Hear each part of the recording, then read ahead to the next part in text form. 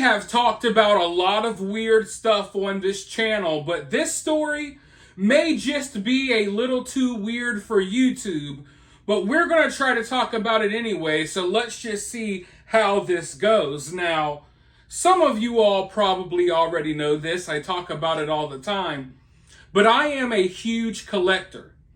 I collect a little bit of everything, from sneakers to comic books, retro video games, historical documents, you name it, I collect it. And as a collector, I have always taken interest in other people's collections. If you're a collector of something, let me know down in the comments below.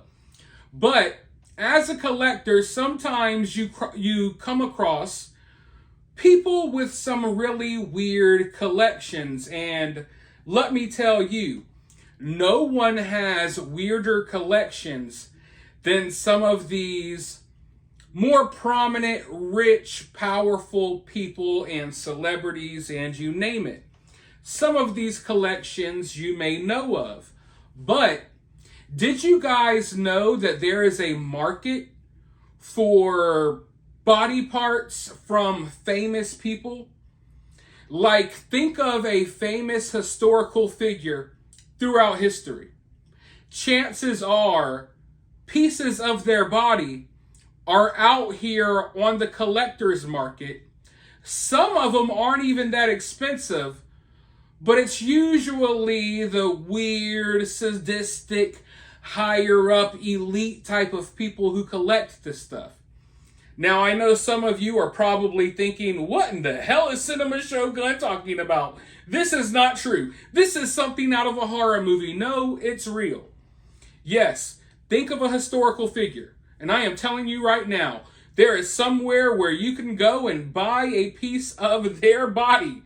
And it's absolutely disgusting. And it's hard for me to really get into full detail because I don't know how much I'm allowed to talk about stuff like this on YouTube, but it's definitely a real thing. And now they're out here talking about it in the mainstream media because, let me just go ahead and read the headline, okay?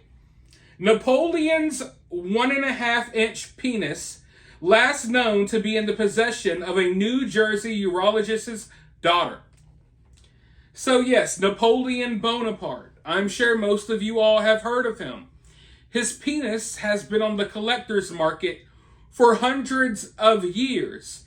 It has had several owners after Napoleon Bonaparte died. Of course, Napoleon was the original owner of his own penis.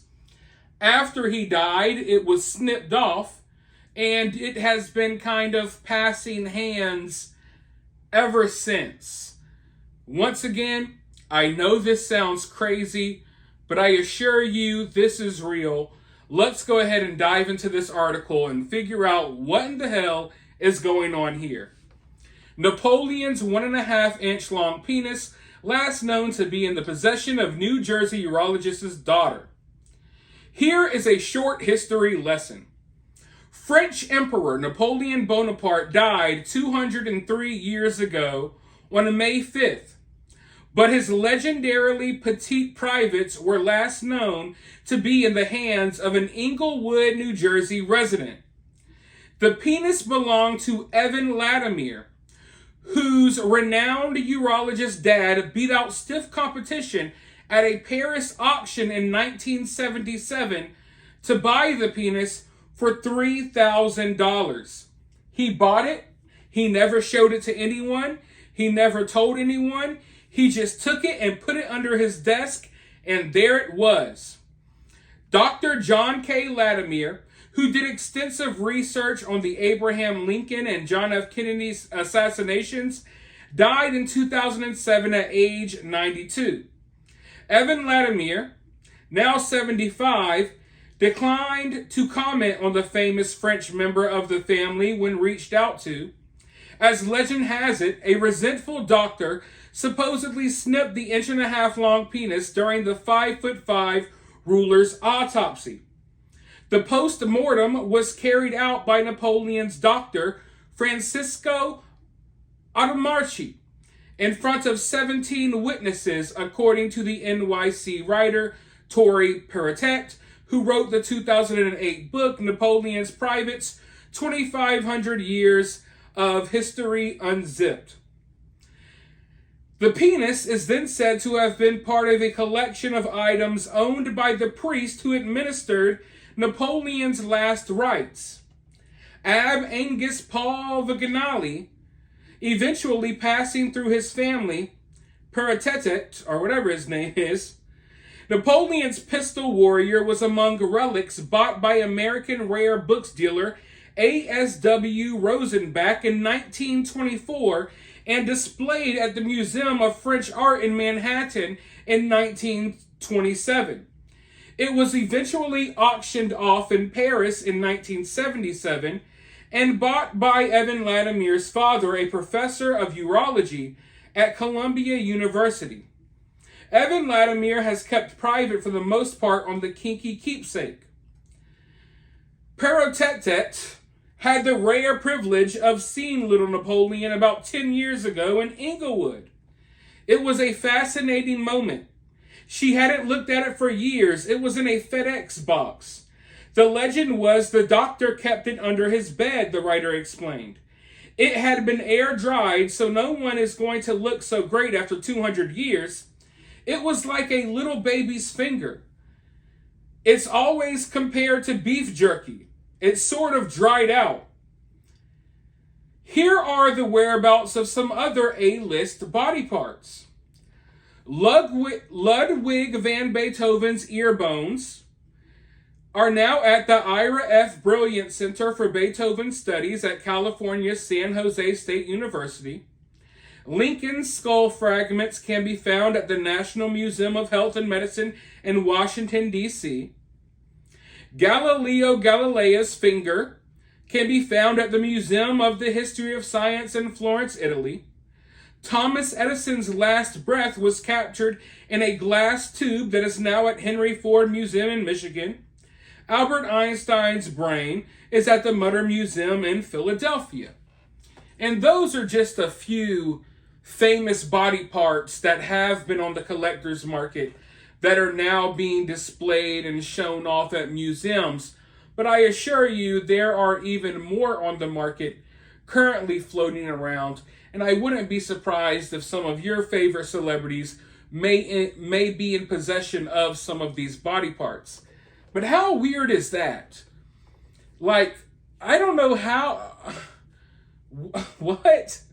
I'm sorry, but like, how do you just go about your day every day knowing that Napoleon Bonaparte's penis is under your bed or under your desk? That's just one of the weirdest things I feel like I've ever heard.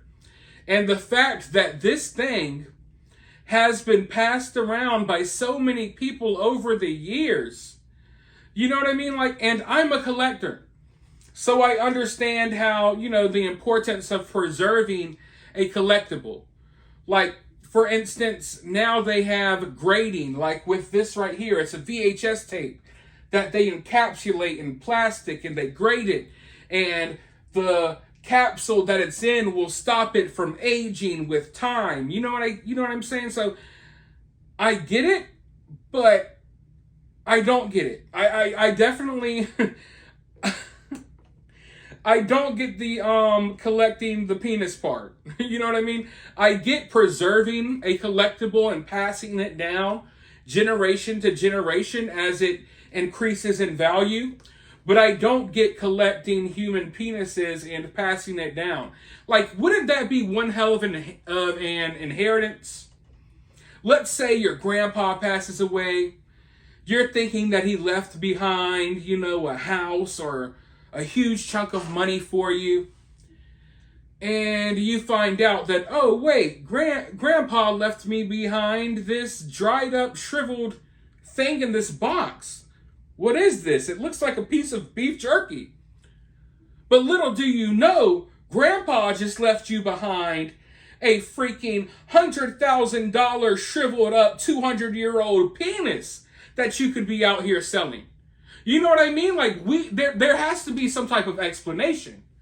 Wonder if you're like in the home and you're going through their belongings and you find this little shriveled up thing in a box. You're like, it looks like an old cockroach or something. You throw it away, not realizing that you just literally, and I never thought I would say this in a sentence, not realizing that you literally just threw away one of the most famous historical figures' dissevered penis into a trash can. A shriveled up 200-year penis that is worth probably more than you may see in your lifetime. You know, if this guy paid $3,000 for it back in the 70s, who knows what it's worth now? You know what I mean? And I gotta believe that Napoleon Bonaparte's dick will only increase in value over the years. But then again, I'm no expert on the prices of mummified penises. But as I was saying, folks, there's a lot of weird stuff going on in this world. And this is just one of the stories that I came across that I felt like, hey, I need to highlight this because we talk about a lot of other crazy stuff. And this may just take the cake. I know I say that a lot, but you let me know. Is this weird to you? Is this one of the weirdest things you've ever heard? Let me know down in the comments below. While you're down there, hit that thumbs up, hit that subscribe, ring that notification bell. If you would like to donate to the channel so I could possibly afford to be the next owner of Napoleon Bonaparte's penis, go ahead and send me a Cash App or a Super Chat or a Super Thanks or whatever the hell they call them these days. But with all that being said, I'll talk to you all soon in the next one.